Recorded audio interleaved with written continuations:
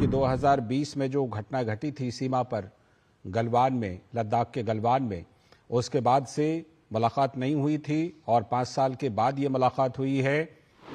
Excellency, आपसे मिलकर खुशी है कि मोदी हो, शी हो या पुतिन हो, sorry Biden, Putin, she, all want कि मोदी हमारे साथ खड़ा है।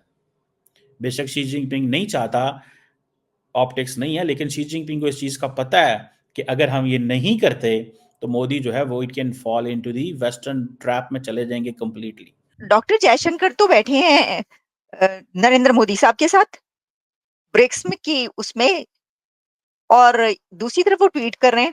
तो जब मैंने उनकी ट्वीट देखी तो साथ ही मुझे वो नजर आए मोदी साहब के साथ बैठे हुए। एक तरफ डॉक्टर जयशंकर बैठे थे मोदी साहब के साथ और दूसरी तरफ अजीत डोभाल साहब बैठे हुए थे।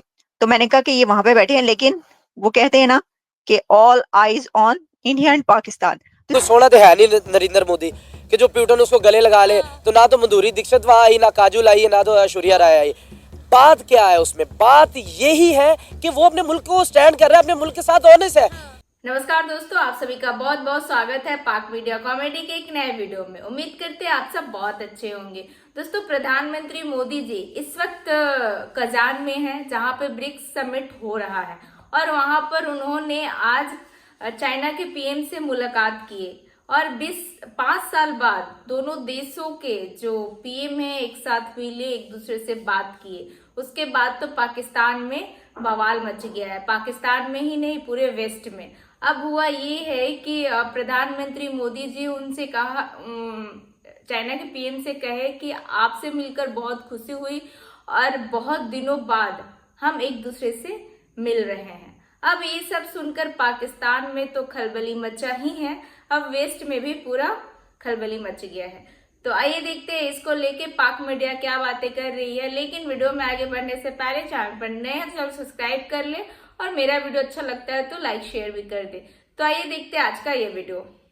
कहा यह जा रहा है कि भारत जो है it is likely going to support Pakistan for BRICS membership, और ये अभी आज की पॉसिबिलिटीज में मौजूद है ये चीज़।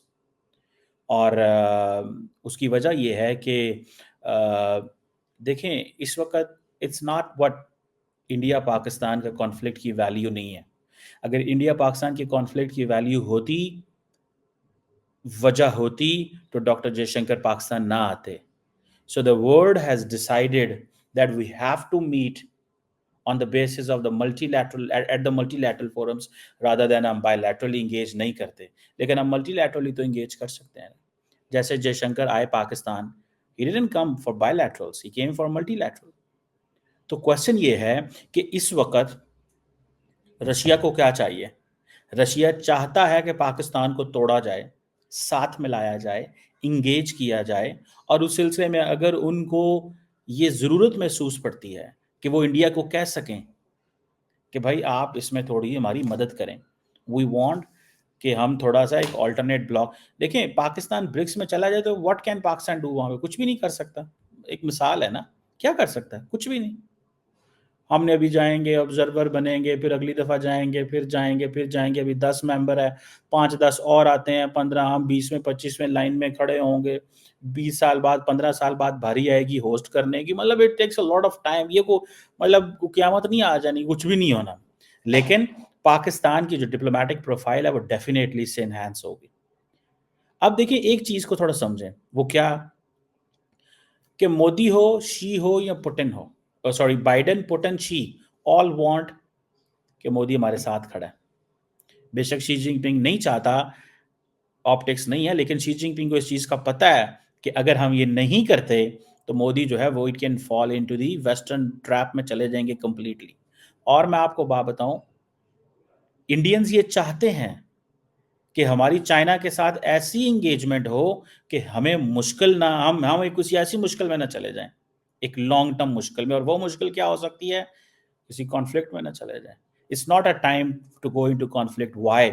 It's time for rising, it's time for growth, it's time for industrialization, it's not time to get occupied and busy. India doesn't want to get occupied। India में बात हो, अमेरिका स्ट्रेट फॉरवर्ड खड़ा हो जाता है। हत्ता कि अब देख रहे हैं आप यूक्रेन के बिल्कुल हक में बैठा हुआ है अमेरिका, लेकिन उनका पार्टनर उठ के जाके रूस के साथ बात कर रहा है, नरेंद्र मोदी उससे बात कर रहा है कि आप यूक्रेन को ऐसे करें। हम में इतनी हिम्मत नहीं है कि हम जाके बात करें वहाँ, क्योंकि हमने IMF का कर्जा देना है, हमने हर मुल्क के हम मकरूज है, हम दुबई के साथ बात करते हैं, उनको भी पता है ये भिखारी आगे भीख मांगने के लिए आगे। हमारी इकॉनमी इस तरह नहीं सेट होगी कभी भी। कोई भी मुल्क जो अपनी आप को गुलाम बना ले, ये हमें अमेरिका किस कदर हमें नीच समझते हैं कि हमें उन्होंने 20 साल अपनी जंग में भी धकेला, और फिर भी इतनी शर्म वाली बात है, मुझे शर्म आती बात करने, वो फिर भी हमारी कुर्बानियों को समझ ही नहीं पा रहे। वो हमें भी फिर भी डू मोर का मुतालबा करते। रीजन क्या है कि आप भिखारी है भाई, आप अपनी आवाम को आपने कुर्बान कर दिया, लेकिन वहां आवाम के साथ आप खड़े हो जाते, कहते हैं अमेरिका को डू मोर, उनको कहते आपने आवाम को डू मोर कराया, आपने अपने इलाका ही तबाह कर दिए,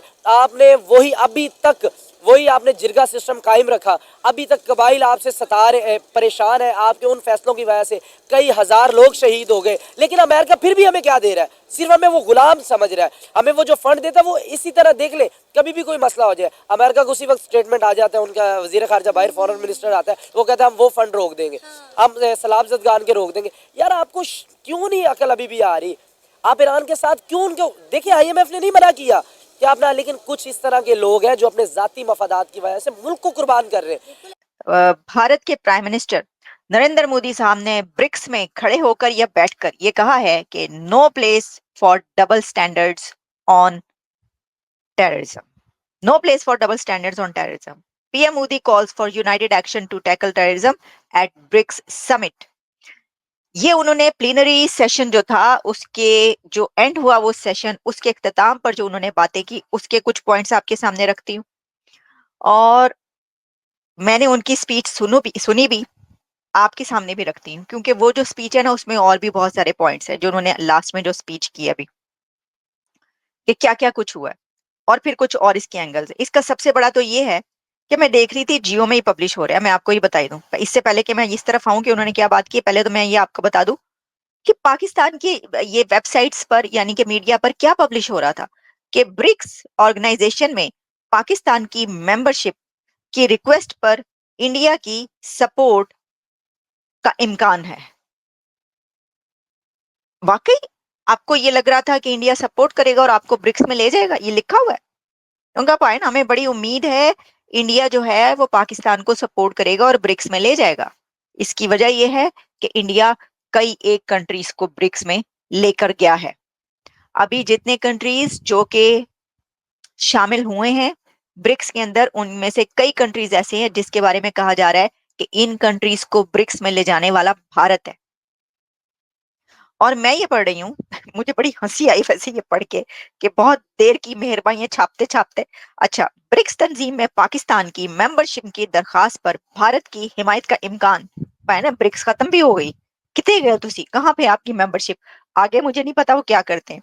उन्होंने कहा जी ब्रिक्स में पाकिस्तान की मेंबरशिप जो है वो एक तवील अरसे से पाकिस्तान ने दरखास्त दे रखी थी ब्रिक्स को कि भाई ये जो इजलास है ना इसमें आप ऐसा करें कि हम भी आना चाहते हैं, पाकिस्तान को शामिल किया जाए ब्रिक्स के अंदर। तो पाकिस्तान बड़ा मतलब कहा जा रहा था, मीडिया उसमें ये कह रहा है कि जी बड़ा उसके ऊपर पॉजिटिव वो किया जा रहा था और ऐसा लग रहा है कि जो इंडिया है वो भी सपोर्ट करेगा पाकिस्तान की ब्रिक्स में ले जाने के लिए। यार कर दी सपोर्ट उन्होंने आपकी, बड़ी जबरदस्त। सब कोई वो मतलब कहीं दूर दूर तक कोई नाम नहीं, इनवाइट ही नहीं किया आपको। तो ये था आज का वीडियो। आज के वीडियो के बारे में आप क्या सोचते हैं, अपनी राय कमेंट में जरूर दे। वीडियो अच्छा लगता है तो लाइक शेयर कर दे, चैनल पर नया चैनल सब्सक्राइब भी कर ले और बेल आइकॉन भी प्रेस करें ताकि लेटेस्ट वीडियो का नोटिफिकेशन आपको सबसे पहले मिले। तो फिर आपसे मिलते हैं अगले वीडियो में, अपना ख्याल रखें। जय हिंद, जय भारत।